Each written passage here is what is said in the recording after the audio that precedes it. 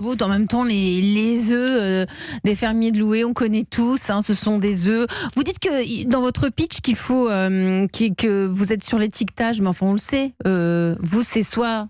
Ouais, chez nous, c'est fermier d'abord, toujours fermier, qui est encore presque mieux que label rouge seul. Alors label rouge seul en volaille ça fonctionne, mais en œuf ça peut être sans le terme fermier et biologique. Donc on est soit bio, soit label.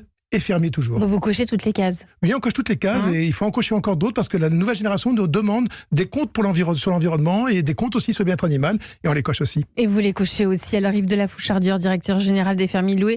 L'œuf aujourd'hui, ça reste aujourd'hui la protéine animale la moins chère du marché. Oui, absolument. Aujourd'hui, avec pour des bons œufs, avec 40 centimes par œuf, on 2 œufs, on se nourrit tout à fait correctement et on a un aliment très équilibré avec tout ce qu'il faut comme acide aminé. C'est la protéine la moins chère, c'est évident. Alors est-ce que vous pouvez nous confirmer qu'on n'a jamais consommé autant d'œufs qu'en ce moment?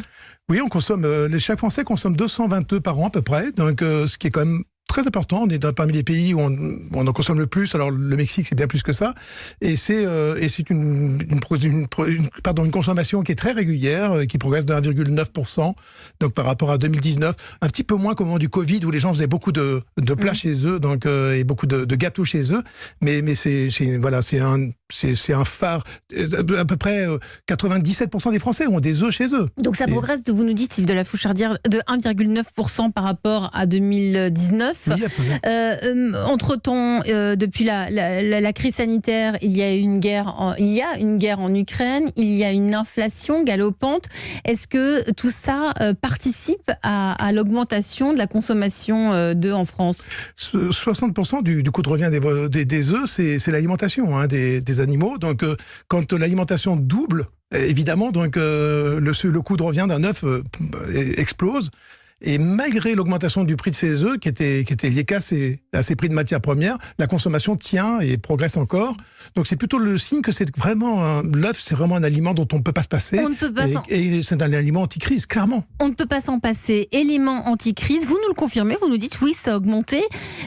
Ça a augmenté pourquoi? Parce que je crois que pour nourrir les poules, les céréales, le prix des céréales aussi a doublé. Ah oui, j'achetais des tonnes de céréales, des tonnes de blé à mes éleveurs, 170 € la tonne il y a 18 mois. D'un mois, ça vaut 350 € la tonne de céréales aujourd'hui. Donc, quand il faut 60% du coût de revient, c'est l'alimentation. On voit très vite, à un moment donné, le coût considérable qu'il a fallu supporter, qu'il a fallu essayer de répercuter le plus possible, à un moment donné, pour qu'on puisse continuer notre activité, puisque la marge dans nos filières est très faible, elle est de 3 à 4%. Et ça va continuer à augmenter ? Non, je crois que du côté des céréales, je pense que c'est fini, il y a une trêve, donc il reste maintenant à passer le choc de l'énergie, qui sera pas très important pour la production d'œufs, beaucoup plus important pour d'autres productions. Donc je pense que là maintenant, on a vraiment atteint un moment plus tranquille. Donc là, on a 40 centimes l'œuf en moyenne. 40 centimes pour un bon œuf, un œuf fermier. Oui. Pourtant, après, il y a eu de la découverte, là, il y a encore quelques jours, d'un foyer de grippe aviaire dans le Gard. Le niveau de risque de cette maladie a été porté à élevé sur l'ensemble du territoire.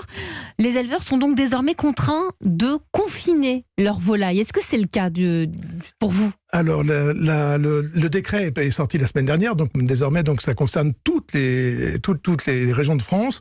On parle de mise à l'abri des volailles, donc on peut conserver encore des volailles sur des parcours réduits, plus réduits, de manière à éviter un contact avec la vie faune sauvage. Il faut constater en tout cas que prendre des précautions aujourd'hui avec l'influenza aviaire, c'est nécessaire pour tout le monde. C'est vrai aussi pour les particuliers, parce que c'est l'intérêt de personne que de voir des animaux mourir de la maladie. La maladie est quand même très forte, elle est très violente. Ça fait maintenant 6 ans qu'elle enquiquine les Français et les agriculteurs, et il faut prendre des précautions. Mais on peut conserver les volailles sur des parcours plus réduits. Mais ça veut dire quoi, contenir les poules et sur des parcours plus réduits? Surtout que vous, c'est du plein air. Alors c'est quoi confiner les poules? C'est un élevage en liberté même chez nous, donc c'est même 10 mètres carrés par poule, c'est-à-dire qu'elle occupent plus de place qu'un Parisien dans son appartement. C'est juste incroyable de dire ça. Et le parcours à ce moment-là est réduit à 1 mètre carré par poule, ce qui est évidemment beaucoup plus petit à un moment donné, mais ce qui fait déjà une belle surface. Mais ça reste du plein air, mais au lieu d'être qu'elle puisse se promener, déambuler sur 10 mètres carrés, c'est déambuler sur 1 mètre carré. C'est déjà très très bien. Je vous rappelle quand même que l'élevage en poule de poule en cage, c'est plutôt une feuille à 4. Donc aucun type d'élevage n'est épargné en ce moment par ce foyer de grippe aviaire. Aucun élevage n'est épargné. Nous, on n'en a pas eu dans nos élevages, bien qu'on ait quand même pas mal d'éleveurs, mais aucun élevage. Les poules pondeuses peuvent être touchées, la dinde, le canard, etc. Donc, c'est très compliqué pour tout le monde. Mais alors, tout ça, vous dites que c'est très compliqué pour tout le monde, Yves de la Fouchardière, donc ça signifie qu'on va vers une pénurie de Pour l'instant, ça manque un peu d'œufs. C'est clairement, ça manque un peu d'œufs, mais pas dans des proportions considérables encore. C'est très amplifié actuellement par des surcommandes, souvent ce qui se passe. De la part de qui ? Des consommateurs, des distributeurs, de tout le monde. Tout le monde se met à surconsommer. On veut tous faire nos stocks d'œufs, mais sauf que c'est une date limite. C'est idiot. Il y a 28 jours de dessert. Des œufs, il y en aura toujours dans les linéaires. Il n'y a pas du tout d'inquiétude à avoir. Donc, à un moment donné, il ne faut pas surconsommer. Ça ne sert à rien actuellement. Mais là, on le voit un petit peu depuis quelques semaines, un petit peu de panique, parce que je pense qu'on en a peut-être un peu trop parlé du manque d'œufs, potentiellement du manque d'œufs.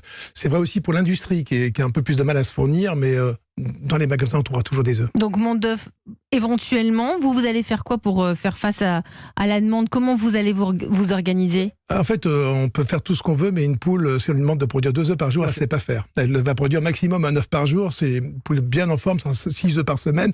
Donc, il n'y a rien à faire, à un moment donné, que de produire ce qu'on est capable de produire. Il faut 6 mois pour élever une poulette. Il faut des bâtiments pour accueillir les poules. Donc, aujourd'hui, on peut simplement espérer qu'il y ait une trêve un peu sur l'influenza aviaire pour pas qu'il manque trop d'œufs. Mais pour l'instant, il n'en manque pas tant que ça et ça devrait tenir. Je vous sens pas inquiet ? Non, je refuse d'être inquiet parce qu'il s'agit juste de la vie. Donc aujourd'hui, il y a une épidémie, il faut la gérer. Et non, il ne faut pas être inquiet. Il faut bosser, il faut faire attention, il faut prendre des précautions. Pourtant, depuis plus d'un moment, je crois qu'il y a plus de 10 millions de volailles qui ont été abattues. Ah oui, mais pas des poules pondeuses. Donc les poules pondeuses, il en manque peut-être quelques centaines de milliers, mais pas 10 millions de poules pondeuses. C'était surtout des volailles de chair. Certains producteurs